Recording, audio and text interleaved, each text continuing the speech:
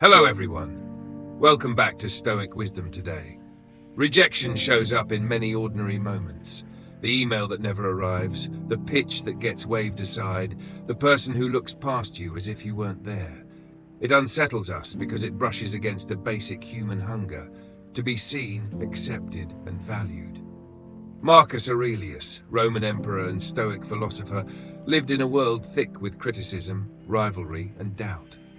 Commanders questioned his decisions, advisors tested his patience, and citizens judged his choices from a distance. He met this pressure without collapsing because he treated rejection as training. Each slight became a chance to practice composure. Each disappointment became material for discipline. Each closed door became a prompt to strengthen what he could control: his character, his conduct, and his attention. Over the next 20 minutes, we'll walk through 15 lessons, practical, clear, and grounded in Stoic practice, on how to meet rejection without losing yourself. The aim is not to avoid pain, but to become the kind of person who can carry it with steadiness. We'll focus on what you can govern: your judgments, your choices, your next small action. By the end, rejection will look less like a final verdict and more like a forge, hot, demanding, but capable of making you stronger than before. Take a breath. Let's begin. Lesson 1. Rejection does not define your value. Rejection announces a preference. It does not declare your identity. It is one opinion at one time, often shaped by hidden constraints, timing, fit, budget, taste, that are outside your command. Stoicism begins by separating what is yours from what isn't. Your honesty, your work ethic, your willingness to try again, those remain within your circle of control. You don't outsource them to a stranger's yes or no. When a door closes, the temptation is to build a story that shrinks you. They said no, therefore I am not enough. Marcus would rewrite that story. They said no, therefore I have new information. That information might be that the offer wasn't aligned, the moment wasn't right, or the effort needs refinement. None of those conclusions erase your worth. The wiser move is to protect your inner verdict, your self-respect, from being rewritten by outside decisions. Hold to the standard you mean to practice. Be fair, be diligent, be courageous. A single refusal cannot overturn a character you maintain on purpose. Lesson 2. The power of not reacting. After rejection, the loudest noise often comes from our own head. We rush to defend, to explain, to prove, but power frequently begins with a pause. Not reacting is not apathy, it is choosing the ground on which you will respond. Marcus trained himself to delay the first answer until it matched his principles.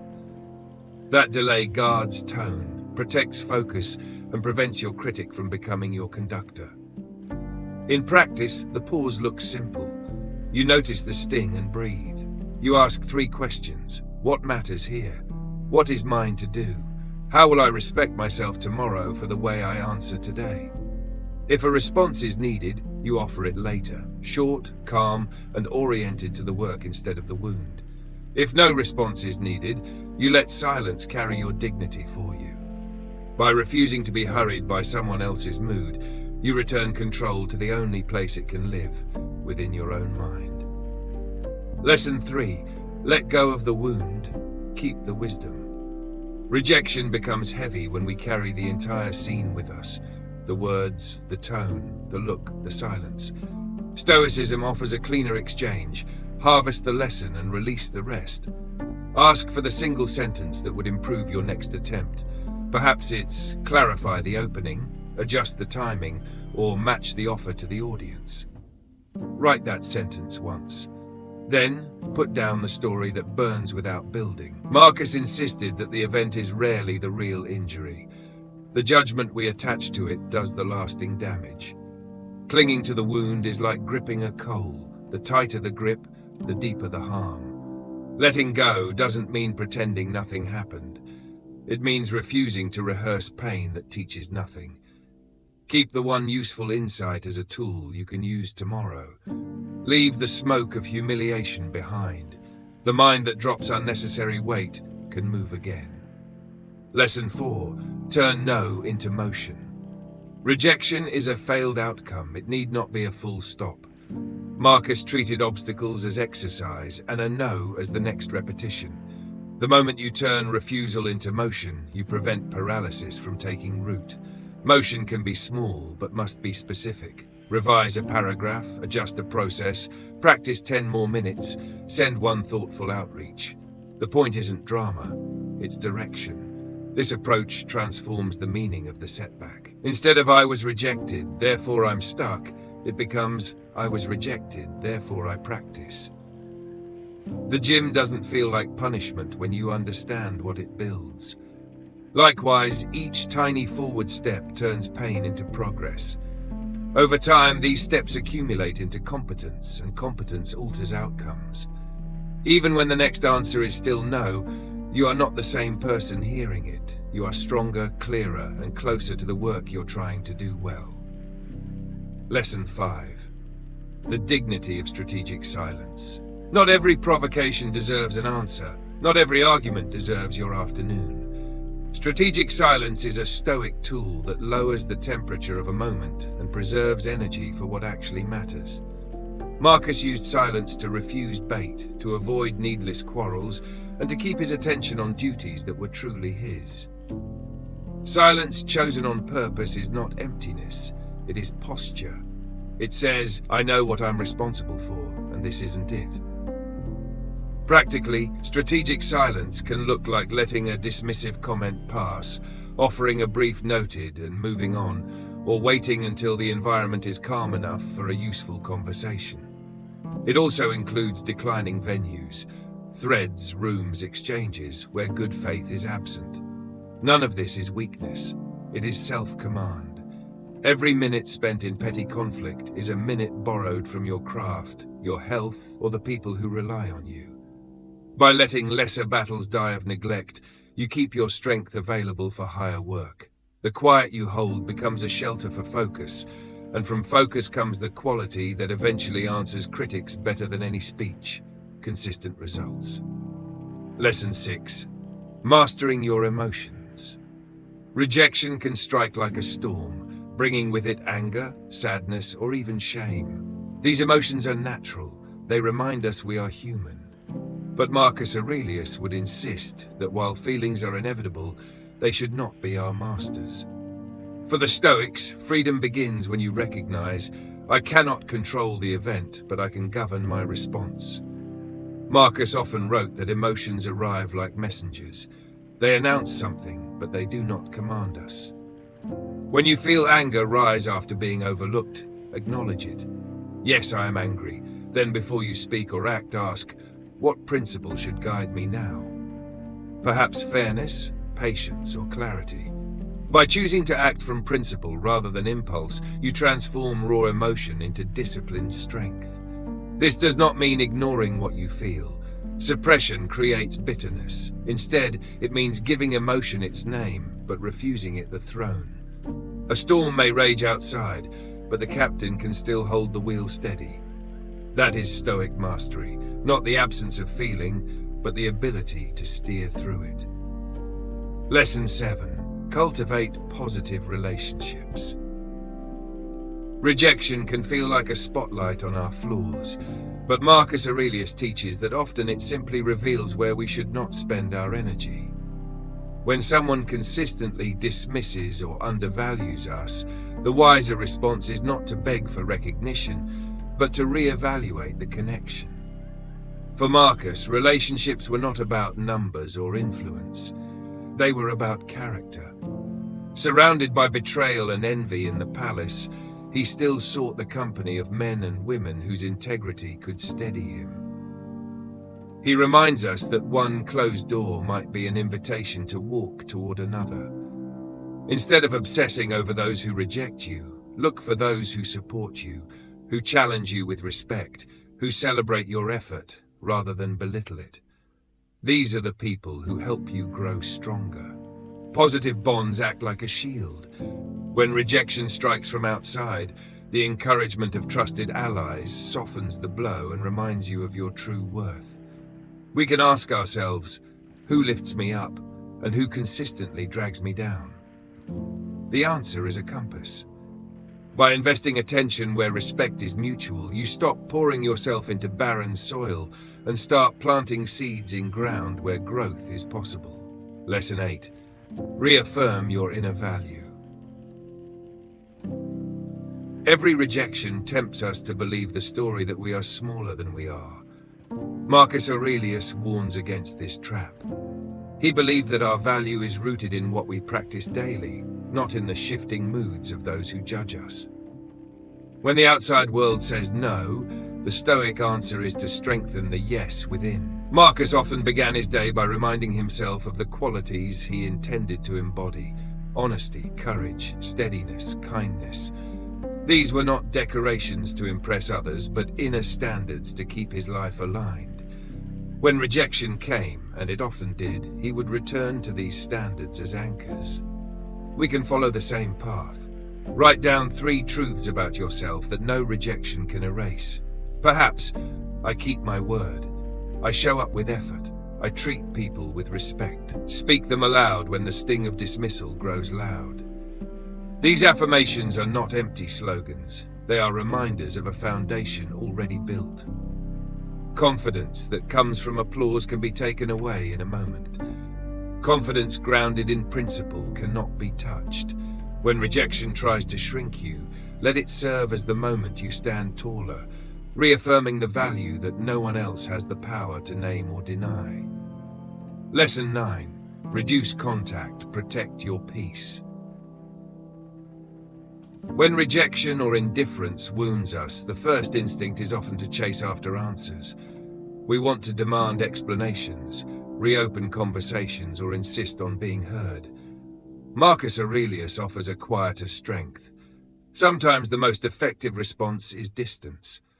Creating space is not cruelty, it is care. By reducing contact with those who repeatedly diminish you, you protect your emotional balance and preserve energy for what truly matters.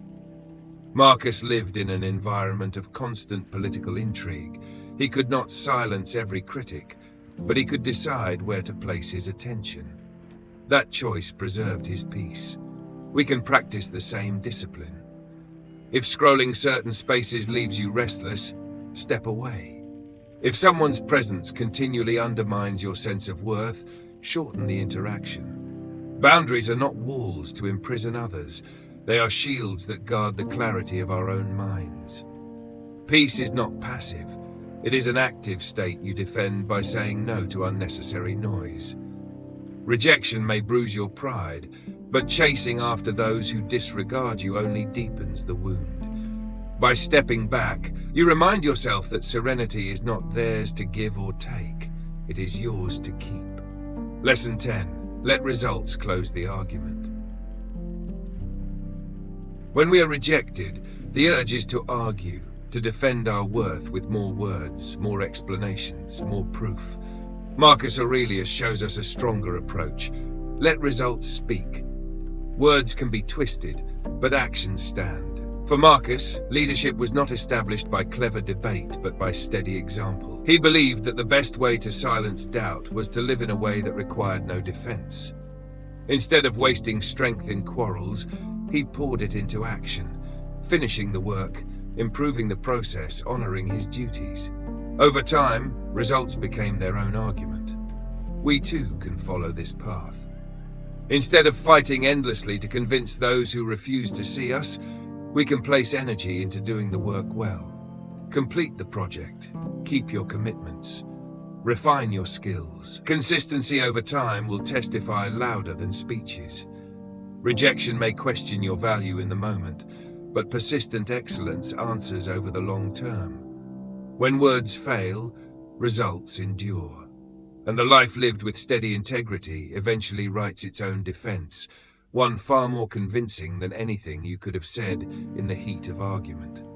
Lesson 11. Lesson 11. Grow beyond your comfort zone. Rejection often tempts us to step back, to remain inside the safe and familiar. But Marcus Aurelius reminds us that growth lives at the edge of comfort. The very place that unsettles us is the place where resilience is built. For Marcus, adversity was not a detour, but the main road of training. He viewed difficulties as teachers, guiding him to qualities he could not develop in ease. Rejection, then, is a signal that we are being invited to expand. Instead of shrinking, we can lean forward.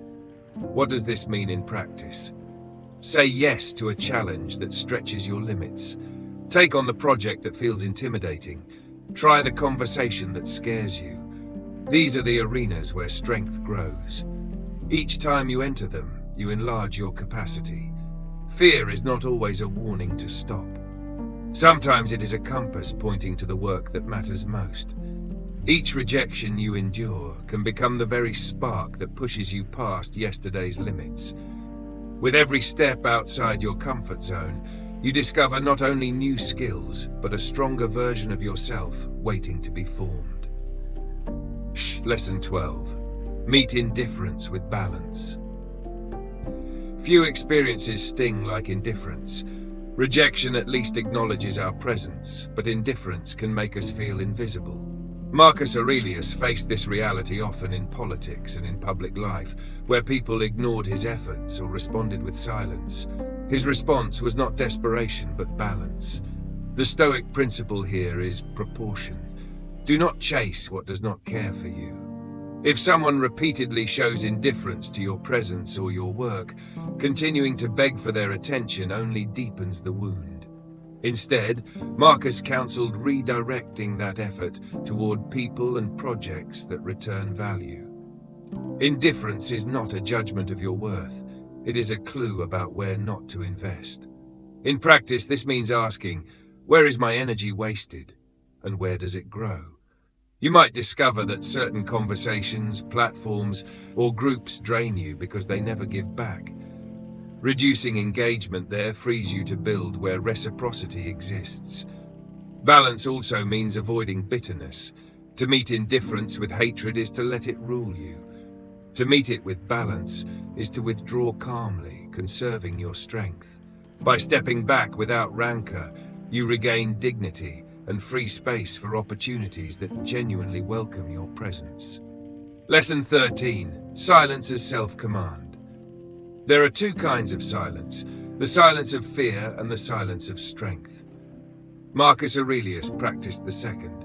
He knew that words thrown in haste can damage more than they defend, while silence chosen deliberately can preserve both dignity and focus. When accused unfairly or pressured to explain himself endlessly, Marcus often responded with brevity or not at all. This was not weakness, but sovereignty. He understood that not every voice deserves an answer, and that a person who cannot govern their tongue cannot govern their life. For us, the practice is straightforward but demanding. Before replying, pause and ask, will this answer improve the situation or simply feed the conflict? If the reply will not add clarity or healing, silence may be the stronger choice. Strategic silence removes fuel from the fire, allowing time and truth to cool the moment. Self-command means setting the measure of your own voice. Sometimes a short "I understand" is enough. Sometimes nothing is needed. Silence, when aligned with principle, is not emptiness. It is authority. By withholding words that would scatter your peace, you remind yourself that real strength is not proven in noise, but in control. Lesson 14. Build confidence on principles, not praise. If your confidence depends on applause, every rejection will shake you to the core. Marcus Aurelius anchored his steadiness not in the noise of approval, but in the quiet strength of principles. Praise rises and falls like the tide. Virtue endures like rock. Marcus reminded himself daily of the kind of man he wanted to be. He listed honesty, courage, steadiness, and kindness as virtues worth practicing no matter what others thought. These were not abstract ideals, but practical guides. When praise came, he accepted it without pride.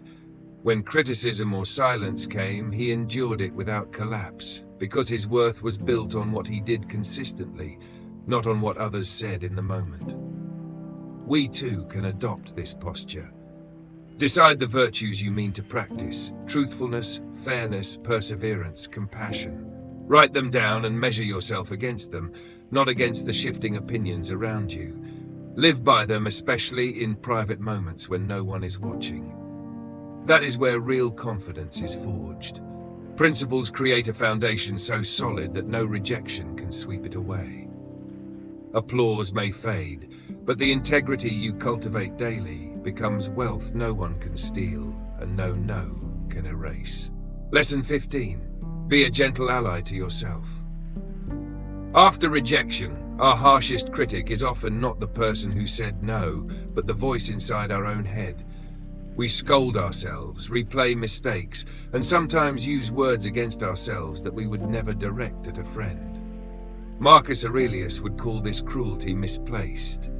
His counsel was gentleness, to treat yourself with the same fairness and patience you wish to show others. Gentleness does not mean making excuses. It means acknowledging the pain honestly, then guiding yourself forward without breaking your spirit. You can say, yes, this hurt. Yes, I failed this time, but I am learning. I will try again. Such words are not weakness, they are fuel. They restore courage and make persistence possible. Think of how a mentor corrects a student, firmly but with the aim of building, not destroying. That is how you must speak to yourself. If you collapse under your own judgment, you cannot rise to try again. By being a steady ally to yourself, you transform rejection into instruction rather than condemnation. The next time rejection arrives, pause and respond to yourself as Marcus would, with compassion rooted in strength, reminding yourself that you are still capable, still learning, and still moving forward. Conclusion: the forge of rejection. So what do these 15 Stoic lessons teach us? Above all, they remind us that rejection is not the end of the road, but part of the road. It does not define who we are, it simply tests what we have built inside. Marcus Aurelius endured constant criticism, betrayal, and indifference, yet he turned every dismissal into practice. He sharpened patience, reinforced integrity, and kept returning to the same truth. Events cannot harm us, only our judgments about them can. For us, the message is clear. Rejection should not push us into despair, but invite us into discipline. We learn to pause instead of react, to guard peace with boundaries, to place energy where respect is mutual, and to stand firm on principles that last longer than applause. And when we stumble, we practice compassion toward ourselves so that we can rise again. The forge of rejection is hot, but it does not have to consume you. Used wisely, it shapes resilience, clarity, and dignity. Every no can become the training ground for a stronger yes inside you. So the next time rejection comes, and it surely will, remember Marcus Aurelius. Stand calm, hold your standard, take the next step forward. In doing so, you turn pain into progress and silence into strength. Thanks so much for watching Stoic Wisdom today.